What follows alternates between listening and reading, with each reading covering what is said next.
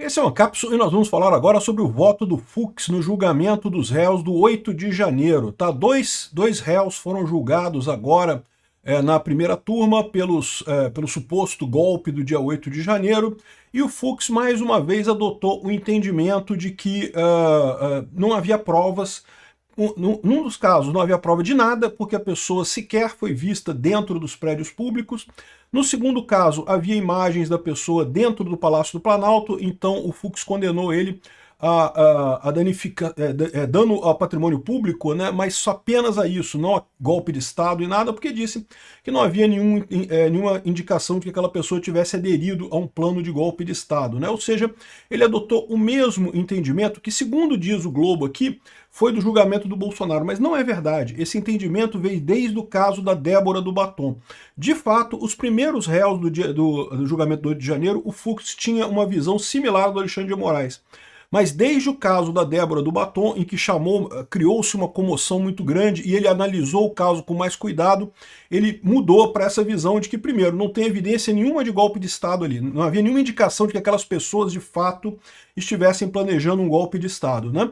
E, de novo, as pessoas que cometeram crimes, evidentemente, têm que ser responsabilizadas por esses crimes, mas que se quebraram alguma coisa, se fizeram alguma coisa errada, aquilo ali você paga por aquele crime que você cometeu.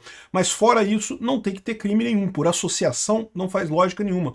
Essa história do crime multitudinário que eles estão colocando aqui, né, de que o fato de estar todo mundo junto quer dizer que todo mundo é responsável pelo dano causado por todo mundo, isso é uma ideia totalmente idiota. Vamos entender esse caso aqui. Essa notícia foi sugerida, pois bem, é o Funk dos Pois Bem, como eu já expliquei para vocês e várias outras pessoas. Obrigado aí ao pessoal que sugeriu notícias lá no nosso site, no visãolibertaria.com, e obrigado a você que está assistindo o nosso vídeo. Se você gosta do nosso conteúdo, por favor, deixe o seu like e se inscreva aqui no canal, né?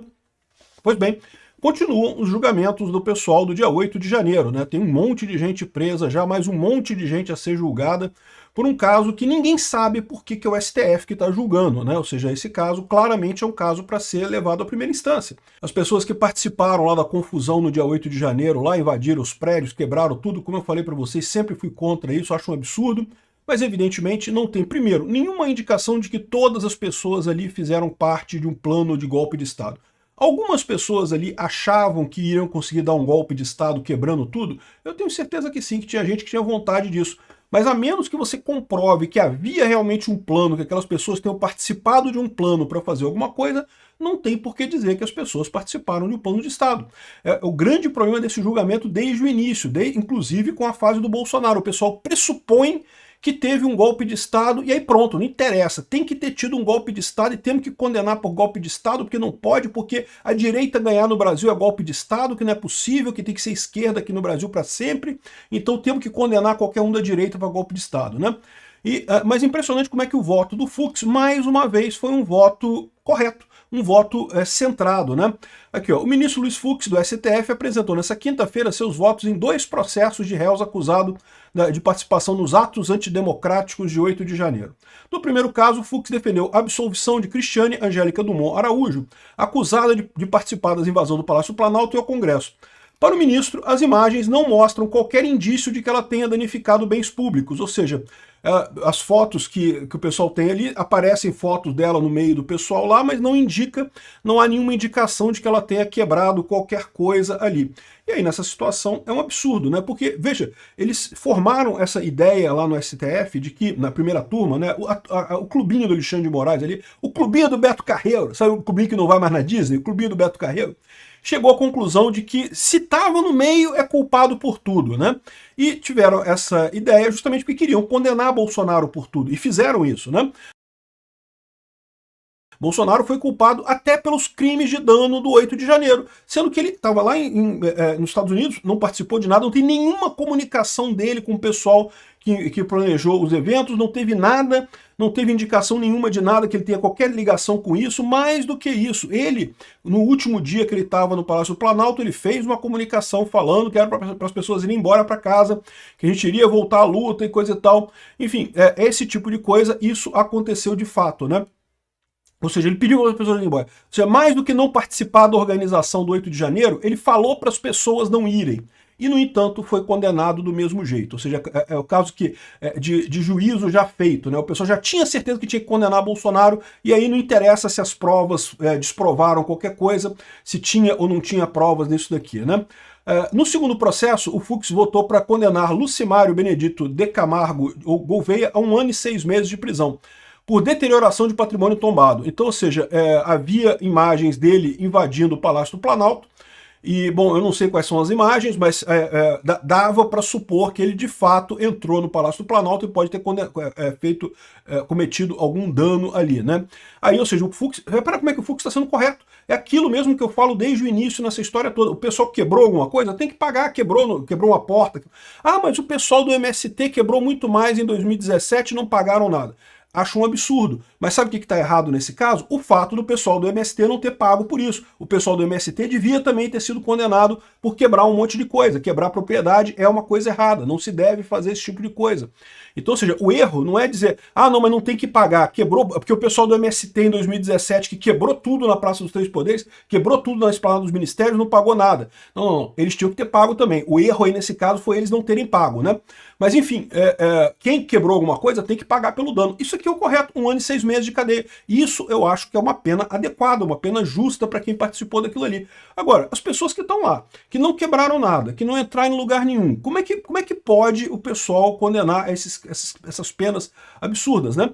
E apesar do Fux ter votado pela absolvição, quer dizer, pela absolvição de uma dessas pessoas e pela condenação a apenas 1 ano e 6 meses da outra, a primeira turma do STF já formou maioria para condenar os dois réus a 14 anos de cadeia. Não, por 14 anos, não quero nem saber. Não tem esse negócio, não interessa. Para esse pessoal, para o STF, é crime ser de direita, principalmente. O mero fato dessas pessoas terem protestado a favor de Bolsonaro contra as eleições já é motivo de cadeia para o pessoal do STF. Porque eu não tenho dúvida nenhuma, tá? Na cabeça do Alexandre de Moraes é contra isso que eles estão lutando. Eles veem que a população brasileira está contra o STF, está criticando o STF, está a favor do Bolsonaro, está contra o resultado da eleição de 2020. Ele acha que isso para ele é golpe. Na cabeça dele isso é golpe. Sendo que não é. Isso é democracia. Isso é opinião diferente da dele, né? Enfim, os outros ministros entenderam que os dois réus cometeram todos os crimes. Ele seguiu o padrão certinho da primeira turma, o Fux correto, os outros 4 fazendo lambança, né? A posição jurídica de Fux nesses casos é a mesma que ele adotou no julgamento do núcleo crucial da trama golpista, quando a primeira turma condenou o Bolsonaro. Mas eles estão errados aqui. Eles estão querendo dizer que o Fux mudou a partir do julgamento do Bolsonaro. E não é verdade. O Fux mudou a partir do julgamento da Débora do Batom lá, da moça que escreveu com batom. E vocês lembram que naquele julgamento foi o primeiro julgamento que ele mudou o entendimento. Antes daquele julgamento, ele também estava julgando junto com o pessoal da primeira turma. Naquele julgamento ali, ele falou, não, peraí, tem uma coisa errada nisso aqui. Realmente, pô. O caso dela é um caso absurdo, é um caso que chamou a atenção de todo mundo. Todo mundo olhou para aquilo e falou, caramba, que absurdo. 14 anos de cadeia, porque ela foi lá e rabiscou, perdeu o mané numa estátua. E, de novo, com batom. Né? Condenaram ela por pichação, meu amigo. Pichação com batom, que você passa um pano, sai a coisa. Né? E, no entanto, foi essa a visão do pessoal. O Fux mudou ali o entendimento dele, né? Então, é uma coisa que realmente chama atenção como é que o Fux está conseguindo ver isso e mostra aquilo que eu falo para vocês. Duas coisas. Primeiro, que a expectativa deles de formar o consenso social, que é um crime ser bolsonarista, meramente acreditar que Bolsonaro é inocente já deveria ser criminalizado. É o que eles queriam impor aqui.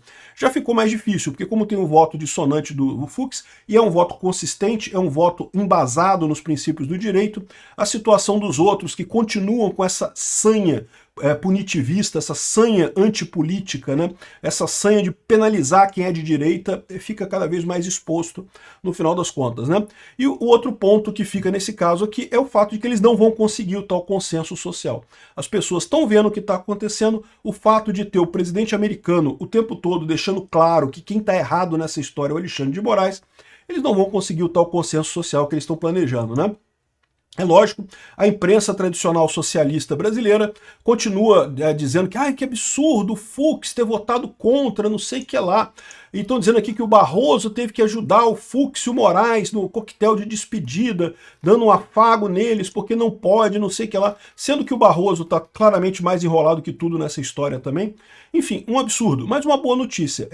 O fato do Fux ter esse entendimento ajuda no processo da anistia, ajuda no processo da resolução final dessa história, por mais que os outros 4 ali da primeira turma, que já devem estar com a Magnitsky sendo encomendada, continuem fazendo merda.